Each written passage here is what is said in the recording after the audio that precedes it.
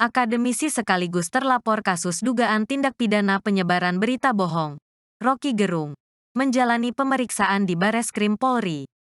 Kuasa hukum Rocky, Haris Azhar menyebut, kliennya memenuhi panggilan.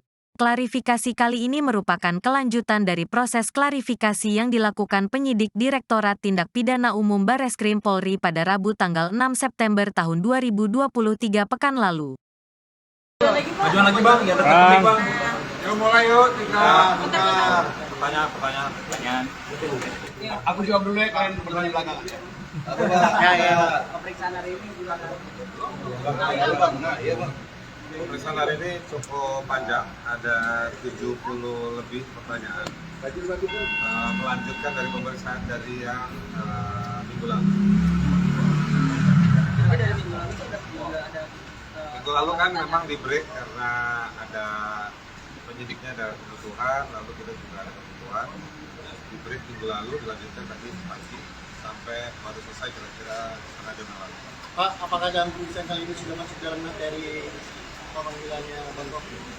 Kalau nggak masuk kita nggak mau jawab. Ya, materinya seperti apa yang Yang ditanya soal yang dilaporkan itu sebaiknya tanya ke polisi dan juga pelapor. Bang, tadi kan bawa bukti sampai 1 kardus tuh bang, yang tadi pagi itu apa aja bang isinya bang yang diserahkan ke penyidik bang? Isinya sumber-sumber ilmiah bacaan terkait dengan bacaannya Pak Rocky yang kemudian melahirkan analisa dari Pak Rocky yang disampaikan di forum yang kemudian dipermasalahkan. Bang, yang ditanyakan itu sebenarnya yang diperiksa itu terkait hoaxnya atau terkait laporan yang lain bang, soal penghinaan Jokowi? Nah, yang diperiksa itu terkait soal pasal 14-15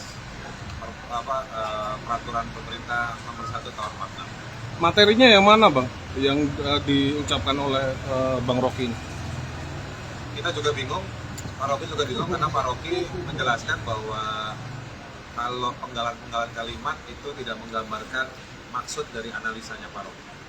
Analisa Pak Rocky tidak bisa dijawab lewat potongan kata atau kalimat, tapi dia lewat satu keseluruhan ceramah dan juga terkait dengan, sebelum ditanya lebih jauh saya jawab lagi, terkait juga dengan bacaan-bacaan yang sangat banyak soal ketimpangan ekonomi, soal cerita-cerita masyarakat yang menjadi korban dari ketimpangan ekonomi, catatan kritis terhadap IKN dan juga Omnibus Law.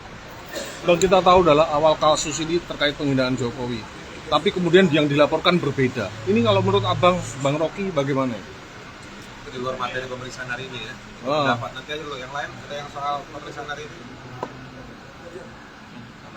Ya, polisi. Yang dari pertanyaan itu jadi begini, konteksnya diperjelas dulu. Hari ini konteksnya masih adalah penyelidikan ya. Jadi penyelidikan adalah tugas dari para penyelidik untuk menemukan ada tidaknya perbuatan pidana. Nah, terkait dengan materi yang tadi Anda tanyakan, banyak berbicara soal kata-kata yang dipermasalahkan, itu konteksnya apa. Nah, dijelaskan oleh Rocky dalam hal ini konteksnya adalah mengkritisi 2 kebijakan utama, ya ini adalah tentang IKN, yang kedua soal Omnibus Law. Nah, jadi konteks kata-kata yang dipermasalahkan itu berkaitan dengan sikap kritis publik ataupun berbagai lembaga akademik ataupun pusat-pusat research soal 2 masalah tersebut gitu. Jadi kata-kata itu menjelaskan secara sederhana kritik publik ataupun berbagai pengamat atau akademik terkait dengan IKN dan Omnibus Law.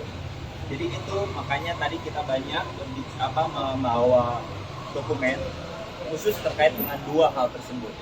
Jadi kalau kemudian nanti sebagai penyelidik dia akan melakukan gelar perkara untuk menentukan ada perbuatan pidana ini, maka dia harus meneliti, bertanya kepada para expert berkaitan dengan debat-debat apakah kebijakan tersebut benar nggak kayak 2 kebijakan IKN dan Omnibus Law tersebut. Nah, itulah yang direpresentasikan dalam kata-kata secara terlontar dari pihak Rocky. Untuk Bang Rocky, apakah dengan kondisi semacam ini abang merasa dipaksakan untuk ataupun dikriminalisasi begitu? Ada kriminalisasi. Ini pertanyaan akademis semua. Jadi yang ditanyakan adalah kapasitas saya untuk mengkritik pemerintah terhadap dua isu tadi, IKN dan kesehatan. Saya memanfaatkan hasil-hasil riset, terutama yang bersifat mengkritik, ya bagian yang lain. Jadi bagian itu yang saya terangkan, riset LBH, riset Walki.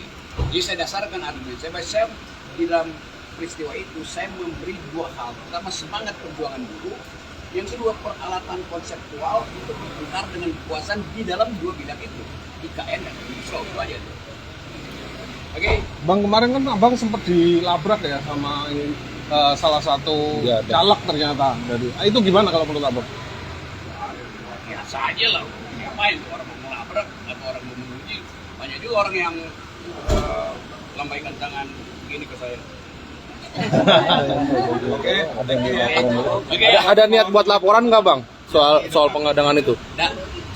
Oke, makasih.